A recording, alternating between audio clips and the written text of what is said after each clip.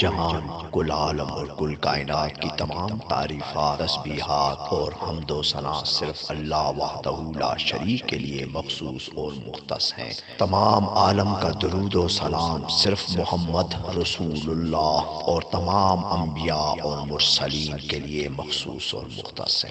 میں آغا جی سید اسد علی شاہ گیلانی فقیر من اللہ آج آپ کو عذاب قبر سے متعلق اپنے بیان میں کچھ باتیں کرنا چاہتا ہوں۔ ہمارے یہاں کچھ علماء یا کچھ اسکالرز نے قبر کے عذاب کو یکسر رد فرما دیا اور انہوں نے کہا کہ قبر کا عذاب نہیں ہے۔ پھر انہوں نے دلیل یہ دی کہ قبر کا عذاب اس لیے نہیں ہے کہ اللہ کے قانون میں ایک شخص کو 2 مرتبہ عذاب نہیں مل سکتا، سزا نہیں ہو سکتی۔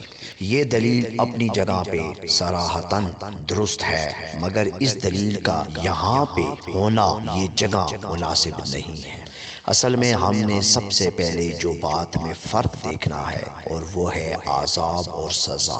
اصل میں قیامت کے روز محشر، جس دن میدان محشر ہوگا، حساب کتاب ہوگا، تو اس دن فیصلے کا دن ہوگا اور اس دن صرف سزا ہوگی، عذاب کا تصور نہیں ہوگا۔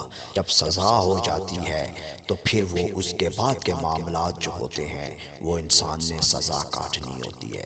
عذاب جو ہے یہ ایک علیحدہ زمرے میں آتا ہے، یہ سزا نہیں ہوتی، یہ انسان کے اعمال اور اس کے مکافات کا ایک رد عمل ہوتا ہے۔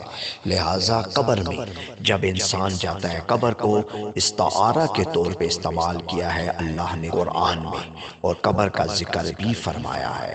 جس طرح سورہ تکاثر میں اللہ نے فرما دیا الہاکم تکاثر حتی زرتم المقابر، کثرت سے مال اکٹھے کر لو بے انتہا حتی زرتم المقابر، یہاں تک کہ قبروں میں چلے جاؤ گے۔ قبر بنیادی طور پہ استعارہ کے طور پہ استعمال ہوا ہے۔ کوئی بھی کسی حالت میں جب دنیا سے جاتا ہے تو اس کی اگلی جو دنیا ہوتی ہے وہ قبر ہوتی ہے۔ اب اس کے معنی میں آپ برزخ لے لیں، کوئی بھی لے لیں، یہ اب آپ لوگوں نے اگر کتب حدیث سے لے لی، روایات سے لے لی، یہ آپ نے ایک اپنے اندازے لگا لیے یا محدثین کی باتیں کر لی، کیونکہ انہوں نے زیادہ تر باتیں منسوب علی النبی کر کے امت کو بہت سے معاملوں میں انہوں نے ڈال کے اور ان کے لیے مشکلات پیدا کر دی۔ لہٰذا اس بحث میں ابھی نہیں جاتا۔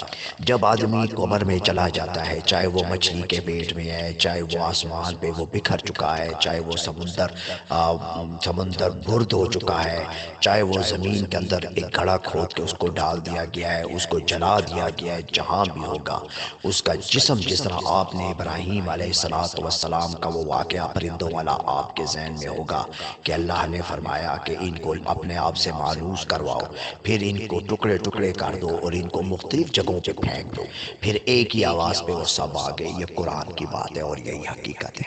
لہٰذا قبر کا ایک استعارن استعمال ہوا ہے، جہاں بھی ہوگا وہ اس کے لیے قبر ہوگا۔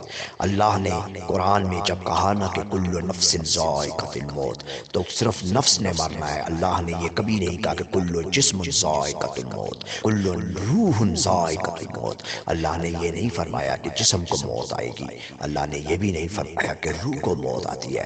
اللہ نے نفس کی بات کی ہے۔ جب آدمی بے جان ہو جاتا ہے، انسان یا جاندار، تو اس کا نفس مر جاتا ہے، ابھی اس کا جسم جو ہے ابھی اس نے بہت سے سوالوں کے جوابات دینے ہیں۔ اسی طرح روح نے بھی آگے جانا ہے، ابھی ان کی منزلیں ختم نہیں ہوئی، منزل ختم ہوئی ہے تو نفس کی ہو گئی۔ یہ بڑی اہم بات ہے۔ لہٰذا جسم کو اب یہاں پہ میں آپ کو چھوٹی سی دنیاوی مثال سے اس بات کو عذاب قبر اور آخرت کی بات سمجھا دیتا ہوں، اور پھر میں اپنے بیان کو لپیٹ کے آپ کے سامنے رکھ دیتا ہوں۔ اصل میں آپ دیکھ لیں کہ اس وقت کوئی بھی شخص اگر گناہگار ہے، خطا کار ہے، یا اس پہ الزام ہے، تو وہ پکڑا جاتا ہے پولیس کے ہاتھوں اور اسے حوالات میں ڈال دیا جاتا ہے، اور جب تک وہ حوالات میں ہے تو وہ عذاب میں ہے۔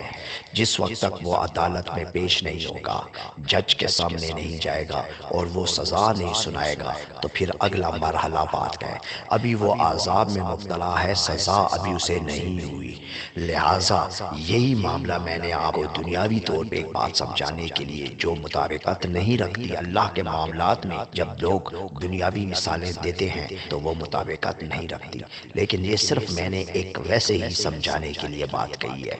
تو اسی طرح قبر میں جو گناہ گار ہوتا ہے، خطا کار ہوتا ہے، بدکار ہوتا ہے، سیاکار ہوتا ہے، اور اللہ کی نظر میں اب اس کے لیے کوئی معافی نہیں ہے، تو وہ یہاں پہ اپنی قبر میں جلتا رہتا ہے، سڑتا رہتا ہے۔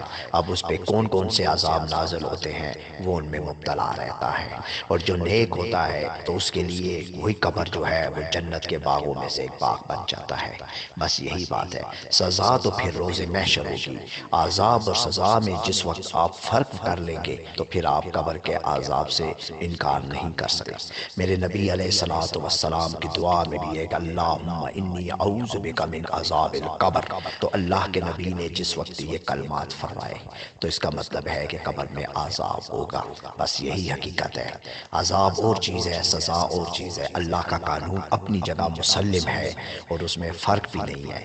اللہ نے عذاب تو دنیا میں بھی بھیجے، عذاب تو ہر انسان کو دنیاوی طور پہ بھی ملا جب وہ زندہ تھا، پھر مرنے کے بعد بھی عذاب میں ہوں گے کچھ لوگ، اور پھر جس وقت وہ جب روز محشر پیش ہوں گے تو اس دن صرف سزا ہوگی۔ بس یہی آپ کو سمجھانا ہے۔ اسی بات کو جب آپ سمجھ جائیں گے تو زیادہ دلیلوں کی اور زیادہ حجتوں کی ضرورت نہیں ہے۔ سچ سچ ہوتا ہے۔ وآخر الدعوانا والحمد للہ رب العالمین۔